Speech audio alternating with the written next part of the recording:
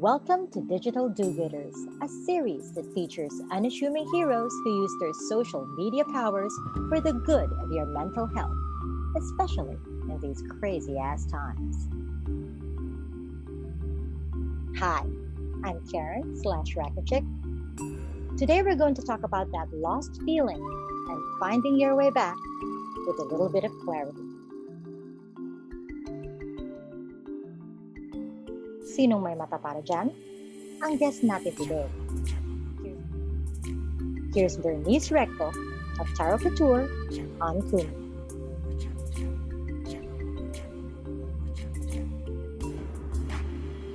Hi, Bernice! Hello! Hi again, Miss Kay! Hello, everyone! Everyone, if you find Bernice familiar, kasi she is about Hi, guys! the most prolific reyna yata ng pandemya itong babaeng to. Napakaraming ganap sa kalagitnaan ng pandemya. Ang daming business, I swear.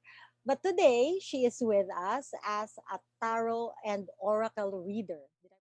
She put up her own outfit. It's called Tarot Couture on Kumu. There. But of course, as I said this, I'm sure may mga skeptics in the audience na medyo nagtataka, teka, tarot reading, manghuhula, ganyan-ganyan. Well, here's Bernice to explain to us what does it really mean to be a tarot reader. Pasok, Bernice? Yes, oo. Actually, Miss Kay, I wasn't supposed to out myself as someone who knows how to read the tarot. Kasi di ba, alam mo yung mga relatives na parang, oh, it's the work of the devil, you know? Ganyan. Ayoko. Oo, so ayoko talaga, especially my family is very traditional. And, you know, reading tarot cards is something that is taboo for them.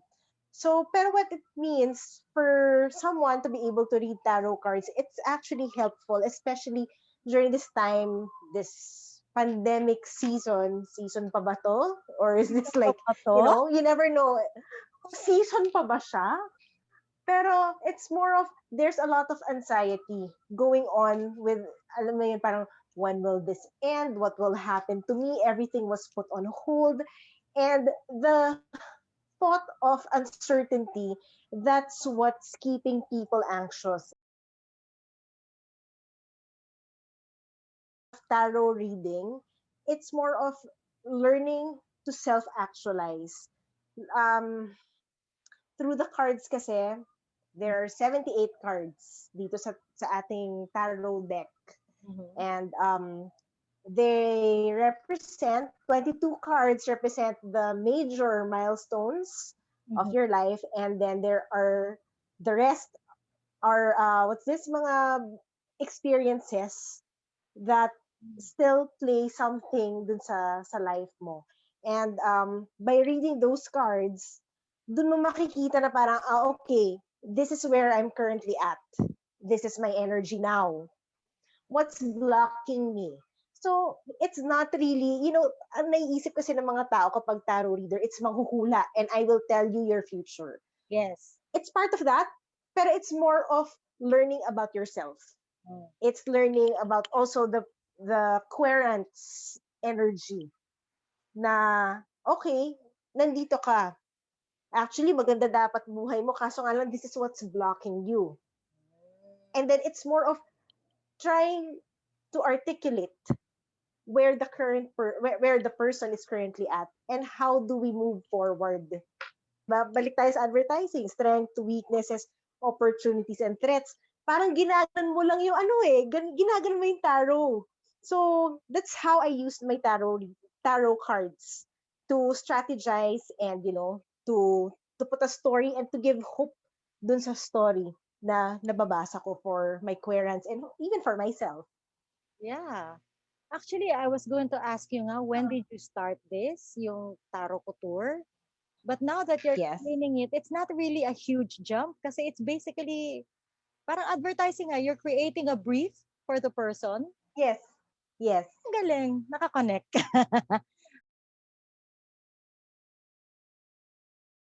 I started Tarot Couture 2020. Pero I've been reading since 2008 na. Pero Okay. sa mga ano lang yan, sa mga friends, like close friends and family.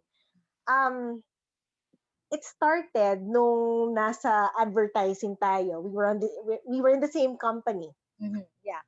'di ba? Tapos may nabalitaan ako na magaling na reader sa Cubao, Cubao Expo. Mhm. And knowing the nature of advertising, once you log in sa trabaho, it's one to sawa. And you never get to go out anymore, lalo na kapag may mga rush tayo na deadlines na kasalanan ko rin bilang manager at ang mga JO ko ay mga rush, di ba? At and what's this?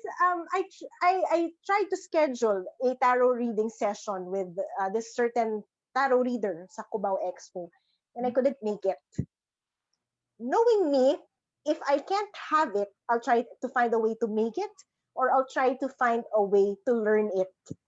So what I did was, sige, hindi ako makapunta doon, then I will try to learn how to read the tarot for myself. Mhm.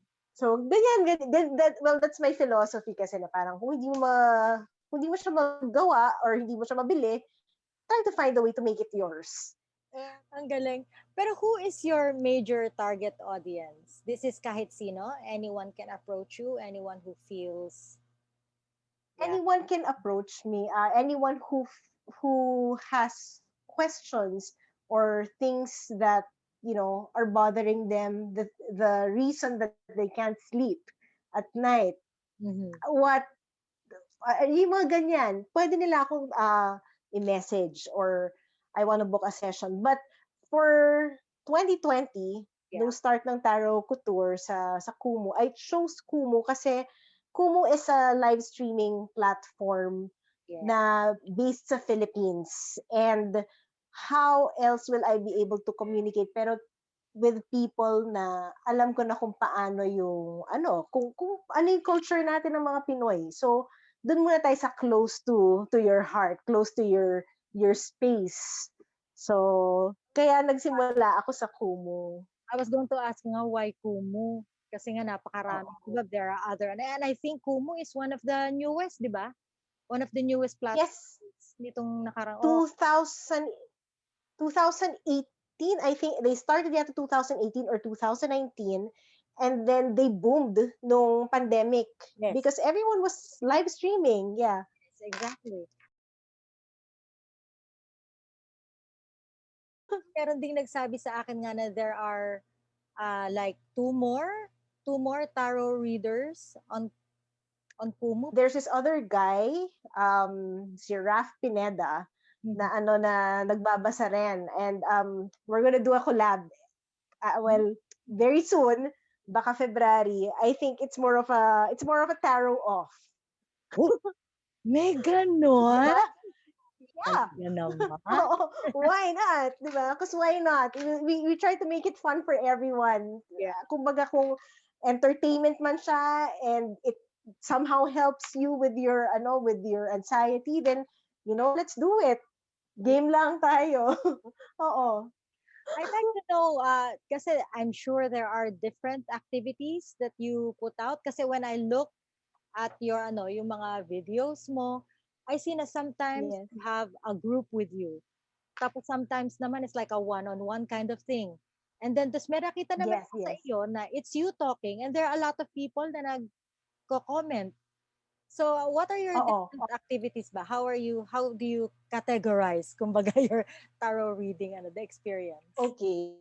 So, ayan, I usually partner with singers sa Kumu. If I'm not sure if you notice that, pero yung mga friends ko na mga singers rin, sila yung mga kasama ko sa mga tarot reading sessions because eto, get ready. Okay. I treat each tarot reading session or I treat each spread like a storyboard. So, a movie, an ad is only half as good kung hindi maganda yung music niya at yung background niya. Because essentially, it's the story of your life. Yes.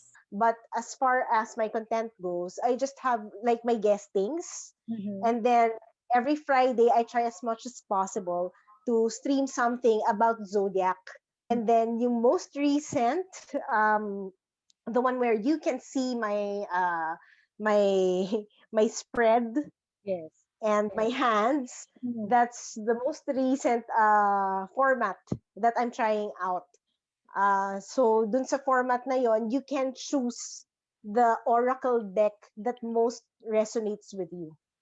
Mm. Let me just ask you, ha? What do you, kunyari, if let's say, kinwento mo na yung past niya or kinwento mo kung, di ba you do that as well? Yung you look into the Yes, person's past. So, past and yes. then present. Pag binasa mo na yung future niya, how do you do that? Do you give advice then what she's supposed to do? Kung let's say, o ilagay na natin sa context na pandemya, di ba? Usually, Yes. the people who would come to you are those na experiencing stress, anxiety, uncertainty, di ba? Uncertainty. Yes. Would you Mm-mm. give them advice na ano ang dapat gawin for the future, or do you leave it open-ended? I give them 3 options of advice, May 3 study. outcomes. Okay, 3 outcomes. May studies tayo. Correct. May studies tayo. I gave them like, what's my reco option? What's my reco? I mean, like, for example, ito yung mga futures mo. What's your reco option? What's the reco course of action? Ano yung next step mo na maganda na pwede mong gawin? And also, I give them, what's this, mga homework ko sa kanila, sa lahat ng mga querents ko, I let them listen to binaural beats or mga hypnosis music Mhm. na it's parang meditative music, but it somehow matches your frequency sa brain, Mhm. para yung subconscious mo, kung may gusto kang i-manifest or if there's a situation that you want out of your life already, kung na may problema ka talaga, Mhm. it somehow helps you and your brain waves na maayos yung way of thinking mo. So ganun talaga siya. It's beyond the cards also what Mhm. I'm doing for them. What are the usual questions that you Mm. get asked about the career? Lalo na ngayon, ha? Lalo na ngayon. What are the usual questions do you get? Should I stay or should I go? That's one. Oh, Diba? syempre Oo. graduate na Should ako. I stay or should I go? Oo. Meron rin parang, kailan ba ulit ako magkakaroon ng trabaho? Number 3 is, what's the outlook for my business? Mm. So, pero it's more of, what's this? Yung mas frequent ko na naririnig is, paano yung magiging career ko ngayon na may pandemic? Yes, exactly. What's the fate of my career? Yeah, Oo. during the pandemic. So, it depends. Depende talaga yun sa tao. Kung ano yung mga, yung energy nila. Sometimes, I try to see beyond them, kung nafe-feel ko, lalo na kapag one-on-one, na parang, medyo straight to the point kasi ako na, kung tamad ka, you're not, kumbaga, if you're not resourceful enough, then you won't get anywhere dun sa career mo. You need to try to improve yourself. May mga ganun na mga readings. I Yes, try to be as straightforward as possible when it comes to readings, kasi kaya ka nga nagpapabasa sa akin. actually. Because I'll have to tell you what I see. Oo. I try as much as possible not to sugarcoat yung mga sasabihin ko sa mga querents ko. Lalo na pagdating sa career. If I feel talaga na parang wala ka naman ginagawa eh, huwag mo ko hahanapan ng career advice. Ayusin mo muna yung sarili mo. Let's go back to yourself. Reading first.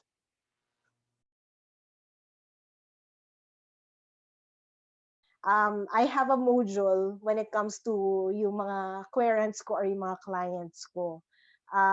Usually, I start off with tarot reading muna.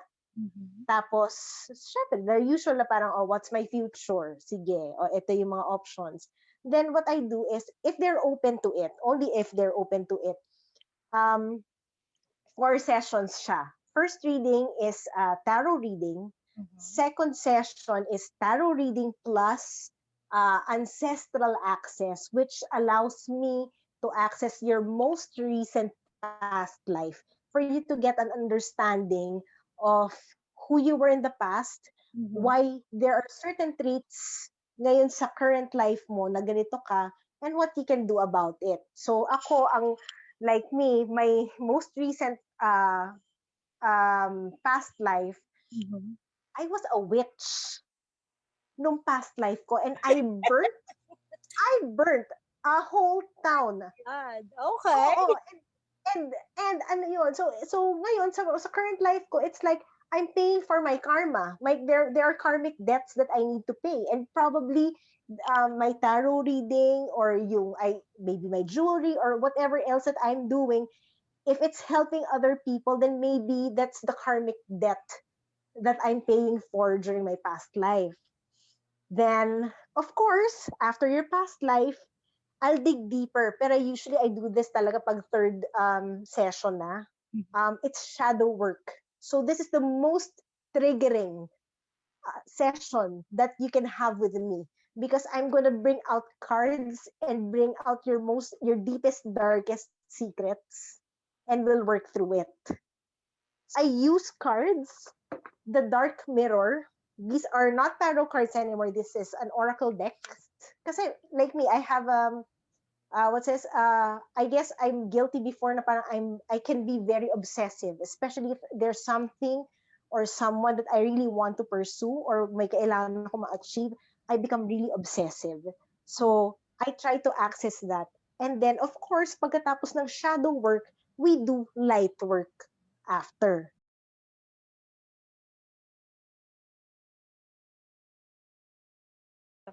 So para kang life coach with cards. Yes, it's actually parang, yeah, I'd like to think of it that way, in that context, na life coach. I just don't want to tag myself as something like that. Siguro it's more of an energy healer, or parang more of really just, a friend you can talk to na may cards lang at marunong magbasa. And, we'll work through it together. Actually, I like yung energy healer, especially in this time na I think everyone needs different levels of healing. Iba-iba tayo ng ano ngayon eh. And I'm picking up from what you said earlier na there are a lot of people who are lost, most probably, especially in these times. And yun nga, maganda nga Yes. I think, yun nga, the concept of clarity. Siguro kaya ka lang lost kasi hindi mo alam kung ano yung latag ng buhay mo di ba? So maybe even if in the middle of the pandemic, you can provide, di ba, not necessarily straight cut solutions, pero yun nga, you can give them options na hindi naman dead end lagi, di ba? Kasi baka, yun ang hirap kasi, baka may mga iniisip na dead end na, di ba? And no, kay Bernice po, hindi nagde-dead end. Pandemic. What is pandemic? Right? Ganun. Of course, I mean, not to downplay, not to invalidate also. The pandemic is still a pandemic, but it also, it just shows that nothing can stop us from being whatever we can be, for being the best self that we can be, kahit may mga hurdles around us. And that, I think, is really the essence of yung life. Okay, now I'd like to ask something na medyo ano naman. Kasi I know that you just started in 2020, pero I know that you already achieved so much as a tarot reader or oracle reader, di ba? Pero what has been the most rewarding or fulfilling thing that has come to you since you started Tarot Couture? Maraming fulfilling things that came to me dahil sa Tarot Couture, especially those na people I've read na parang i-refer nila ako sa ibang tao, na parang this reader was able to map out my life and now my life is okay.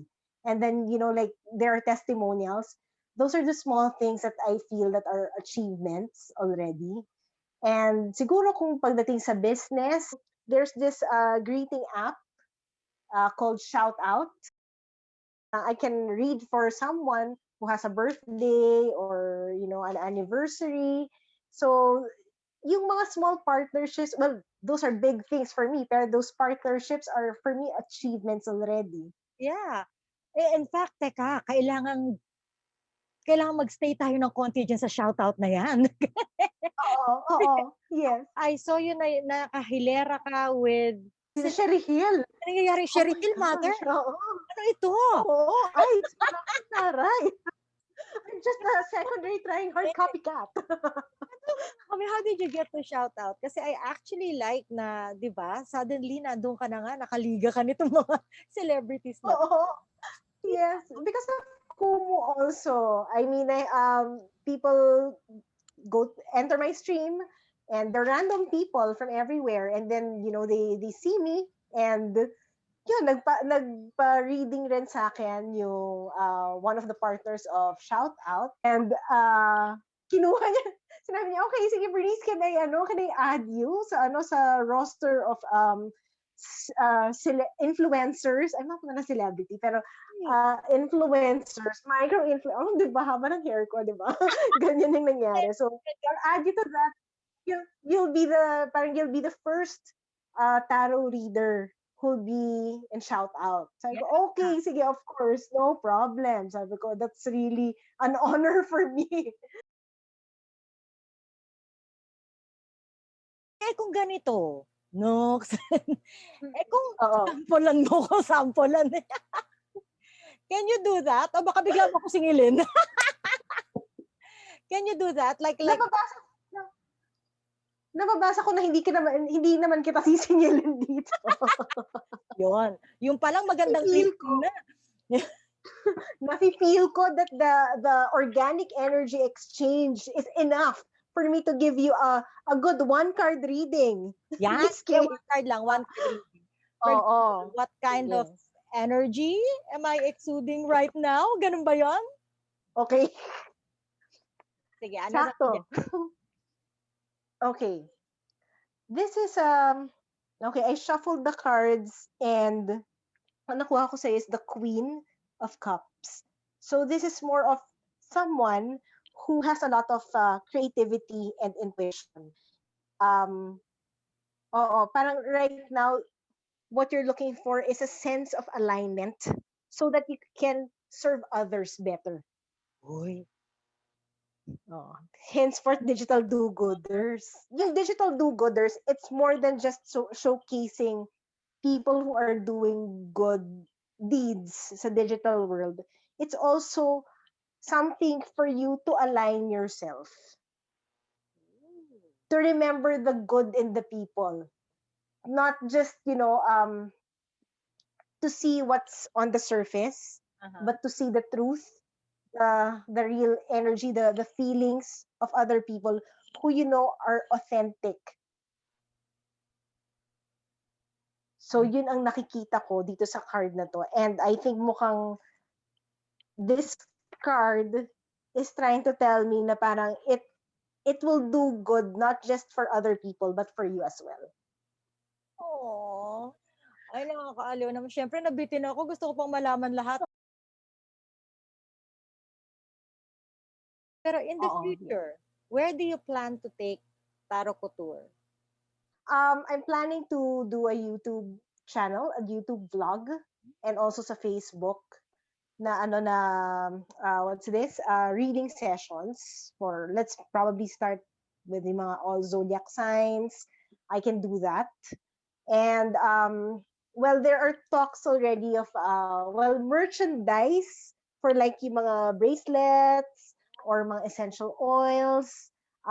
May initial talks na rin for that, but I told my potential partner na parang let me build first Tarot Couture, kasi sayang naman, 'di ba, if we start or we jump the gun tapos hindi pa siya established. So I'll start first with yung digital, yun yung kaya pa natin eh. Probably down the line siguro fourth quarter, third quarter, that's when I'll pursue the merchandising for Tarot Couture. That. And probably I can do a booklet that's personalized for you so that you can understand yourself more and you know how to build yourself better coming from that, self-actualization guide. If I'm already disappointed, what do I do next? Ano yung mas magbibigay sa akin ng peace? Oh, di ba? I think that's Oo. nice. That's a nice idea, ha? Maganda yun. Hala, speed up mo na yan. Gusto ko yan. It's not just tarot reading, right? There's also your Yes. jewelry, yan, and everything. So, There's also, yes. how does Tarot Couture help you in your business? Well, it helps me when it comes to jewelry because of the charms. Yes. I get to create jewelry and then, I use the charms to also promote that. So integrated siya. When it comes to my other business, which is more of inspiring change, it's a channel in YouTube that it tries to inspire change, and it's all about life. So it gives me somehow an idea of what certain people are going through, Yes. and it opens my mind to more realities that's possibly a story of another querent or another client na okay, ito nga palang kwentong to nakita ko somewhere and this might apply to you. So pasok ulit siya. So integrated ulit siya. Diba? May IMC campaign na tayo dahil dito. And at the same time, I like it na you treat the Tarot Couture as some sort of an advertising campaign. Diba? Na you connect. Yes, I think tarot reading is also a form of communication. Okay. So if your message is not clear, then diba, it wouldn't resonate with the people you're reading for. So kailangan clearan yung message mo. And I think it's more crucial in terms of communication. We're talking about a person's life, di ba? We're talking about a person's future. Yes. Okay. What advice can you give someone?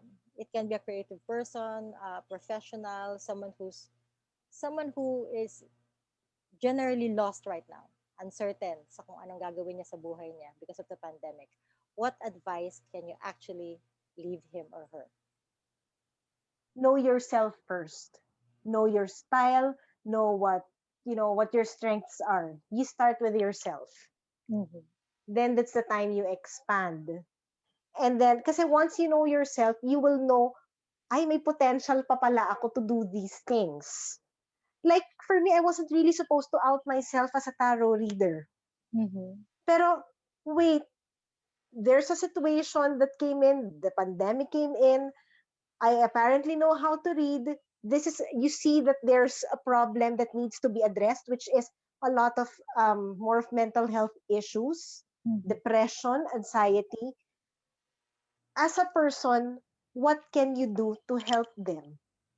Pero based pa rin sa sarili mo, from how you know yourself. What are my strengths? So, sabi ko, sige, maybe this is the time, sinasabi ng spirits ko, ng universe, na Bernice, ilabas mo na yung tarot reading mo. Kasi if you want to find something purposeful to do, aside from what you're currently doing, then maybe you can venture into tarot reading. Or, more of energy healing. So sa mga creatives, I think mas lang talaga, mas parang explore what else you can do.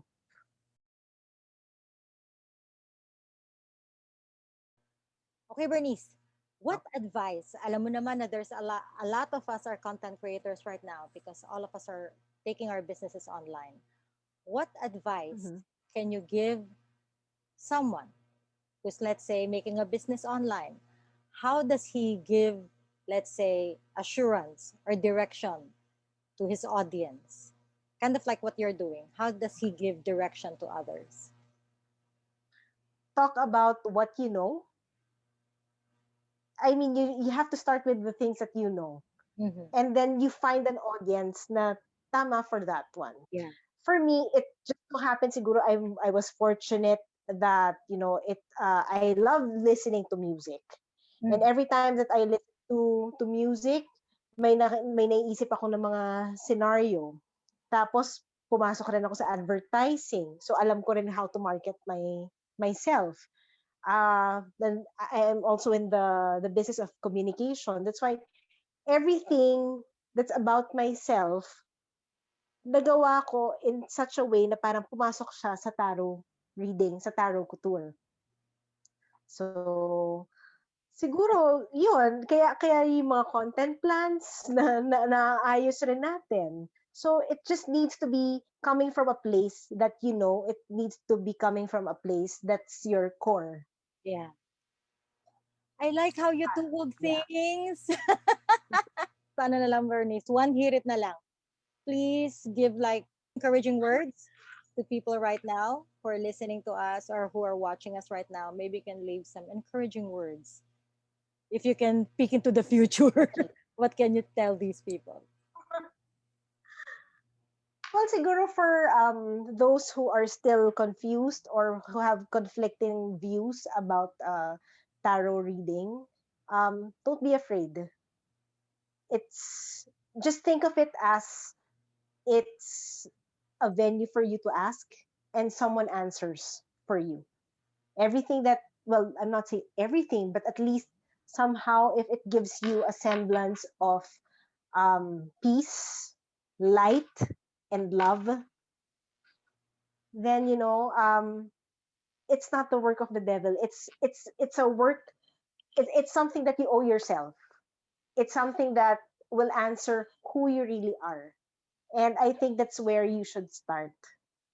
So I hope that I can meet your audience, Miss Yeah. Kay, Yeah. and hopefully may ano rin sila, if they have questions, I'm here for them. Mhm.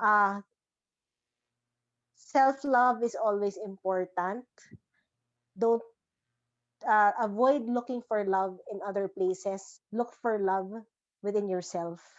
And if you have questions about, loving yourself and being aligned with yourself, then I'm here to help you.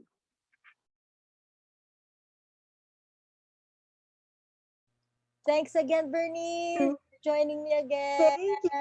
Thank you. Of course, anytime, Miss Kay. Nahulaan ko to eh. Oh! Na-feel ko to eh. Ang powers, nakakaloka. Talaga naman. And to Thank you, everyone Miss watching Kay. right now, to everyone watching, thank you again for joining us. And see you next Thanks, time. everyone. Bye. Bye.